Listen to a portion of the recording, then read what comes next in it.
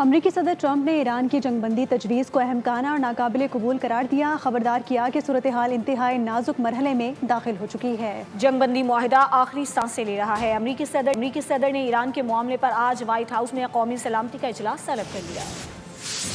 ایران اور امریکہ کے درمیان لفظی گولہ باری جاری۔ ٹرمپ نے ایران کی جنگ بندی کی تجویز احمقانہ اور ناقابل قبول قرار دی۔ امریکی صدر کی ایک بار پھر پروجیکٹ فریڈم بحال کرنے کی دھمکی۔ ٹرمپ کا کہنا تھا صورتحال انتہائی نازک مرحلے میں داخل ہو چکی ہے، جنگ بندی معاہدہ آخری سانسیں لے رہا ہے۔ امریکی صدر ڈیل کے لیے بھی پرامید، بولے ایران نے اپنی تجویز میں ایٹمی ہتھیار نہ بنانے کی بات واضح طور پر نہیں کی۔ امید ہے اچھی قیادت سامنے آئے گی، معاہدے تک ایران پر دباؤ ڈالتے رہیں گے۔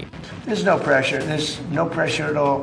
We're going to have a complete victory. Then they come back and they want to negotiate, and they give us it's a stupid proposal. Iran told me very strongly, because they intend to give us the nuclear dust, as I call it. It's easier than talking about. جنگ یا مذاکرات، امریکہ کا اگلا قدم کیا ہوگا؟ Trump نے آج وائٹ ہاؤس میں اہم سیکیورٹی اجلاس طلب کر لیا۔ ایران کے خلاف آئندہ حکمت عملی پر غور کیا جائے گا۔